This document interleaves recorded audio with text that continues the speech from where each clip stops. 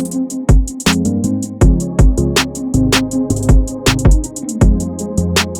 everyone, welcome back to my channel. Well, today we are going to solve one more interesting problem from Codechef, which is called Puppy and Sum, and this is an interesting problem. Let's begin this by reading the problem. Yesterday, Puppy Tuesday learned a magically efficient method to find the sum of the integers from 1 to n. He denotes it as sum of n.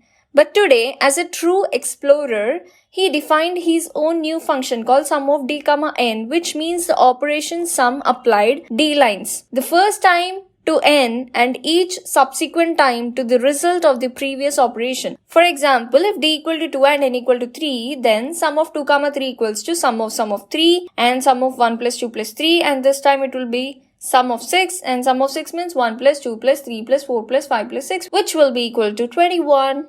So that's what he's saying, means if d value is 2 and n value is 3, we are going to do the sum of n 2 times. The second time will be the sum of 1 to n. Okay, this is what he's trying to explain, and you will understand this while reading the example. Don't worry about that. Now Tuesday wants to calculate some values of the sum of d comma n function. Will you help him with that?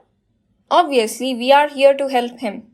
Yeah? Okay, let's understand the input. The first line contains a single integer t, the number of test cases. Each test case is described by a single line containing two integers d and n. That's all about input, and coming to the output, for each test case, output one integer on a separate line. Okay, coming to the constraints, t ranges from 1 to 16 and d comma n ranges from 1 to 4. Okay, here is an example. In the first line, we have test cases input, so the test case value is 2, means we are going to take the input 2 times from the user, and those two inputs are stored in these two lines, and each and every line we have to take two values, and the first value is d and the second value is n. So initially d value is 1 and n value is 4, means we are going to add this number for one time. In the second attempt, the d value is 2, means we are going to add this number for two times, but the first time n value will be 3 and the second time n value will be something that is equal to the output of our first iteration. You will understand that in a minute, okay?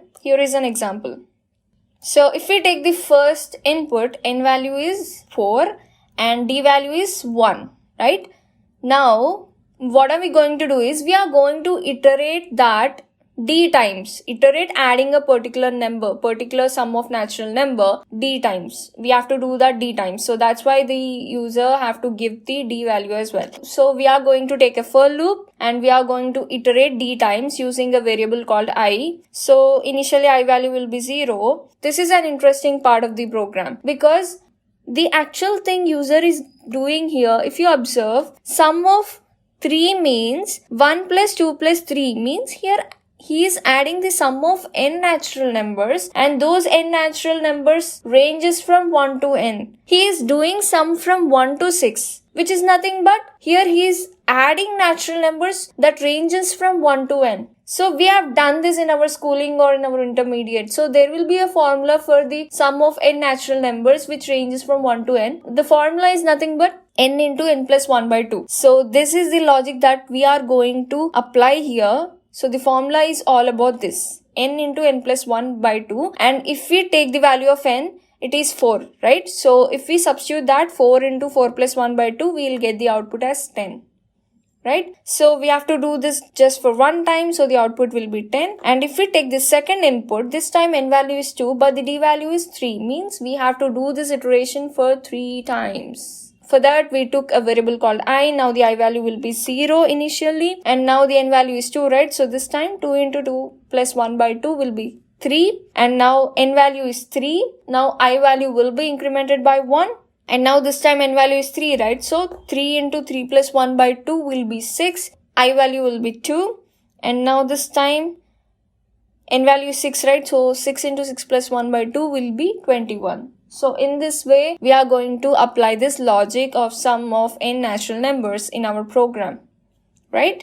And the output will be 10 and 21. So this is how we are going to do in the coding part. Let's begin coding part, okay? Coming to the coding part, in the first line, we'll take test case as input. So test case equal to int of input. So for each and every test case, we have to take D and N as input, right? So for underscore in range of test case, map of int comma input dot split. Don't forget the order. Here the order is D comma N in the question, right? D comma N. So we have to take D comma N only. If we replace N with D and D with N, we will get different output. So be careful while taking input. Don't forget the order. And now for I in range of D, all we need to do is just apply that formula. N equal to N into N plus 1 by 2. That's it. Now we have to come out of that loop and we are going to print N. Now if we give custom input and if we check whether it's working or not,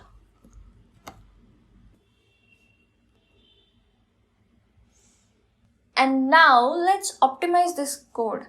Instead of taking test case, let's copy this and substitute this in place of test case. And now let's delete this. Now if we run this, yeah, it's working still. Now let's submit this.